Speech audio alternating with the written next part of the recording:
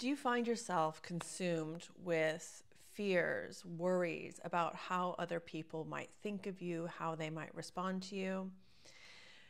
Maybe people pleasing is a problem. And let's talk today about 5 ways that you can break free from people pleasing.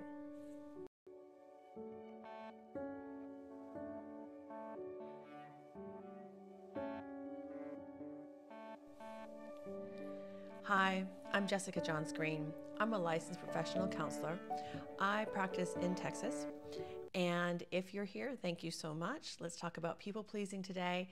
Let me ask you straight here at the top of the video if you wouldn't mind liking or subscribing to the channel. It would really help out. And people pleasing, 5 ways to break free, 5 simple things. Simple, yes, easy, maybe possibly not, but let's talk through it. Let me help you out a little bit.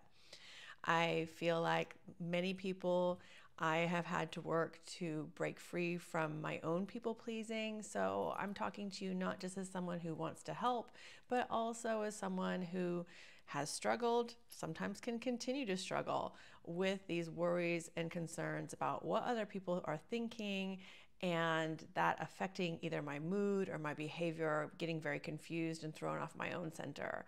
So I get it, and let's talk about it. First of the 5 is getting to the root of it. It's really important if you're going to break free from any kind of habit, any kind of habitual form of thinking, behaving, any kind of habitual mindset, to understand what the root of it is. When it comes to people pleasing, there can be many things, but quite commonly some sort of disrupted sense of self, like low self-esteem, not thinking very highly of oneself. Maybe also a fear of rejection, maybe even actual events in the past. So you might find that you need to kind of dig into earlier experiences, things in your childhood even. For a lot of people, people pleasing is a behavior that we learned as a way to keep ourselves safe. If we treat other people well, hopefully they treat us well. If we treat other people well, maybe they won't hurt us, or maybe they give us something that we need, love or attention or kindness. So whether we're coming from a place of I need to feel safe and this is why I'm doing it, or maybe I don't think people are going to like me as I am and that's why I'm doing it, kind of discovering your own unique background to this, what the roots are of this problem. Digging down deep into those roots is going to help you to understand a little bit more about what needs to get unlearned, where you learned it from, and what needs to get unlearned to break free from people pleasing. Secondly, the second one is to really start to understand your own particular people pleasing triggers. So there are some things that people can commonly identify with, and you might have your own. But this is where you're going to start to pay attention to what's going on in day-to-day experiences when these fears of what is someone else thinking of me, how are they going to react to me, are coming up. It may start with even just noticing not so much the way the mind is working around those fears, but just a sense of maybe anxiety or feeling overwhelmed, or even feeling kind of helpless and paused somehow, noticing either those feelings and then kind of reasoning back, how did I get to feel this way? And or stopping to notice some of the thoughts that are coming up, the specific fears. What is this person thinking about me? What is that person going to feel about me? And then we can start to notice the particular triggers. So it's really helpful because we all, me as well, we all think, I know my mind, I live in me, I know what I'm like, and yet there is so much there that is undiscovered that we really don't know. And if you want to unlock your true power, you got to take some time to stop and really reflect as if you're seeing yourself for the first time. In this sense, I would say we can all benefit from, at minimum, a piece of paper and a pen to write down some of the things that we're noticing. If you're feeling inclined, get yourself a journal, make it a project, invest in yourself. This is so powerful. It sounds so simple. I know that when I was maybe struggling my most, if someone said to me, hey, journal, I'd be like, come on, that's not gonna fix. I'm having a big problem, I don't need a little journal. but it is so, so powerful. And here's how you're going to use your journal. You're not going to necessarily know everything to begin with, but you can start to write down, hey, on this day, I felt stirred up, maybe at work or in a family situation or with this particular person.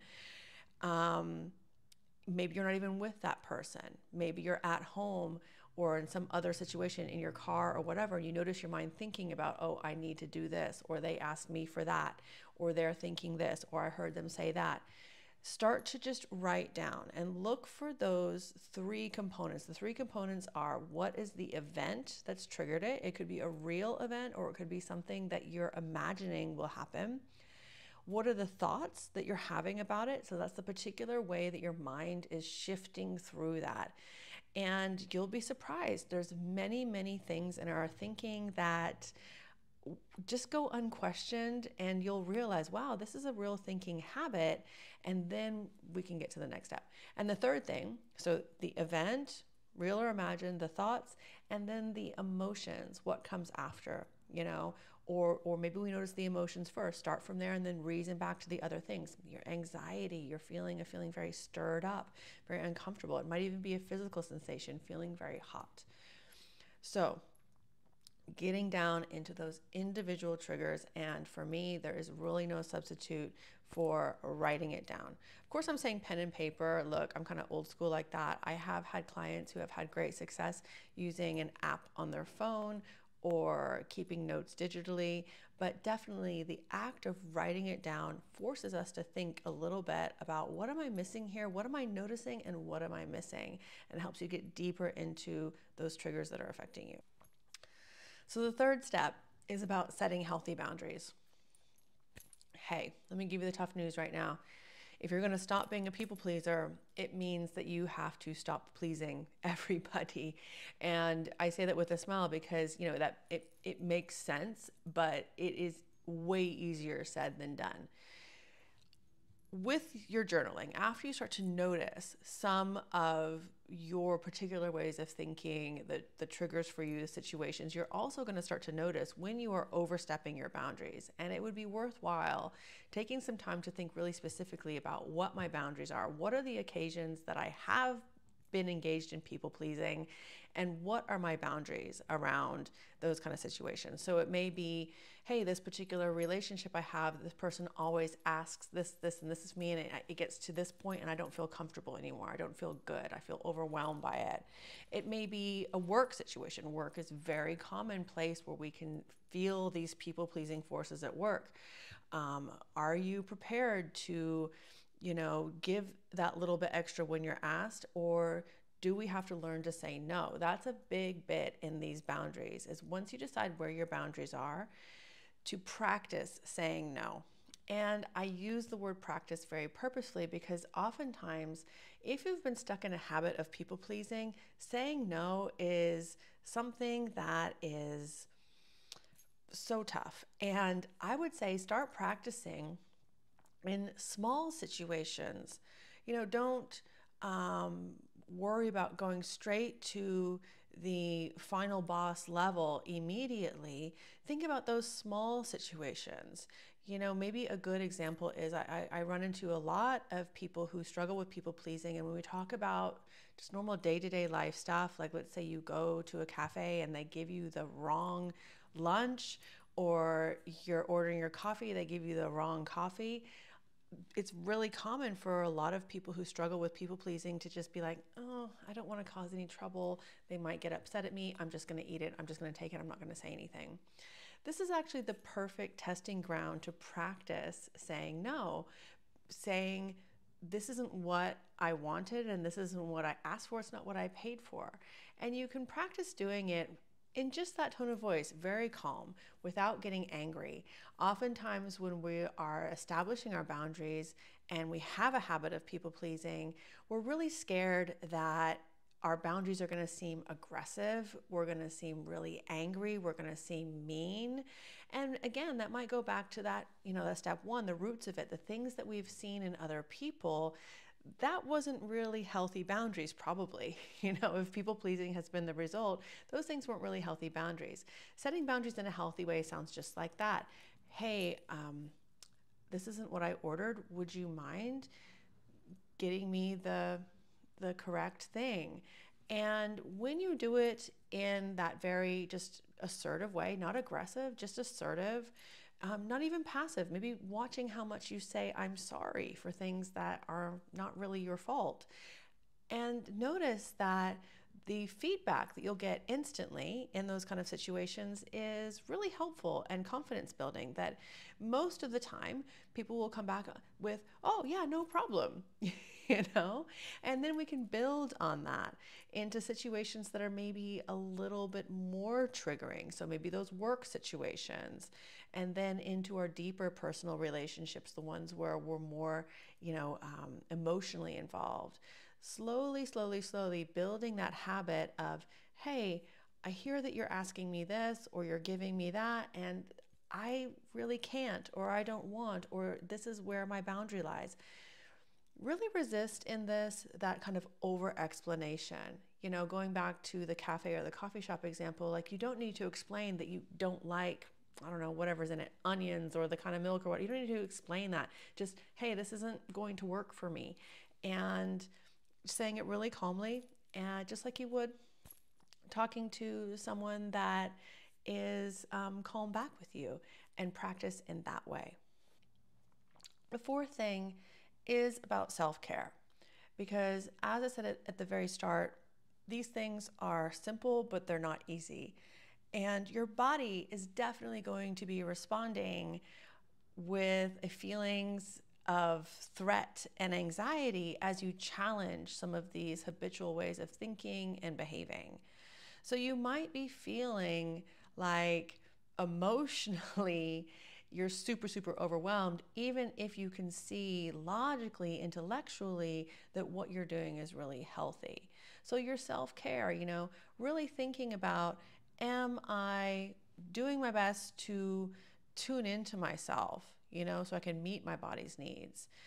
Taking some time to listen to how the body feels and responding well. If you're hungry, eat. If you're tired, sleep. If you're thirsty, drink. Sometimes those feelings are saying, I need to step away a little bit and regroup. Listen to that as well. And because anxiety, those fears are going to be so physical, I always recommend some physical practices that can help just the muscles and the tissues of the body, the breathing, the heart rate, to kind of come down a notch. You'll know if you follow my channel that I'm definitely biased towards yoga. Yoga is something that can definitely help our body restore and balance, take it down that little notch or two. It's not going to be a cure-all for people pleasing or anxiety, but certainly over time, you can teach yourself the art of self-regulation, and slowly over time tuning into, okay, what's my breathing like today? Okay, I feel my muscles up here. What can I do to bring them down here? There's many practices like this that are free on, if you're on YouTube, check it out. Just type into the search box, relaxation, breathing, meditation, anything that you like. Also, maybe have a hunt through my channel. I have a few practices that are about stress relief, that are about relieving anxiety, tension, but really anything that is about you just taking some time for yourself. It could just be 5 minutes behind a shut door where you're gonna just breathe and give yourself a little pep talk before you go back into it. Your self-care is gonna be so important to break this people-pleasing habit. And the last one, the fifth one, is, if you're going to break free from the opinions of others, you're going to have to be your own cheerleader. Now, you are going to have to celebrate and acknowledge your own progress. This is a really hard thing to do.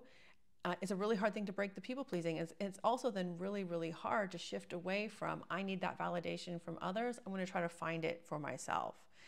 You know, a lot of times there is a link, and maybe this is a topic for a different video, between, you know, super high standards, perfectionism, and people pleasing. They kind of go together.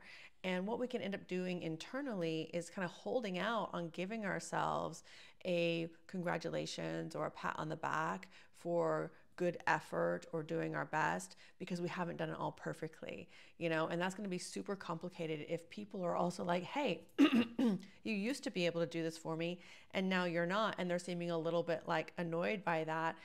That's going to be hard to come back inside of yourself and say, you know what, that was a tough thing for me, and I'm working and I'm trying to grow, and trying to give yourself that validation there rather than being caught up in, oh, so-and-so is seeming like they're struggling with the changes that I'm making. So learning to be your own cheerleader. You know, again, your journal can be helpful here. Taking some time to just acknowledge the changes that you're trying to make, maybe even looking back over the previous months or weeks that you've been doing your journal and noticing how your thinking has changed, and celebrating those small victories. Undoing these habits that for many of us come from long ago, maybe even often into childhood, you know, undoing them takes time. And so being very patient, kind with yourself, and ready to celebrate those victories. So I really hope that you take hold of these 5 things and break free from people pleasing if that's something that is affecting you, that is harming you. It is so worth it for you to be your authentic self and to live authentically and truly. Please let me know how you are affected by people pleasing, or let me know any things that helped for you. I would love to hear your comments, your feedback below. And until next time, take care of yourself. Be well.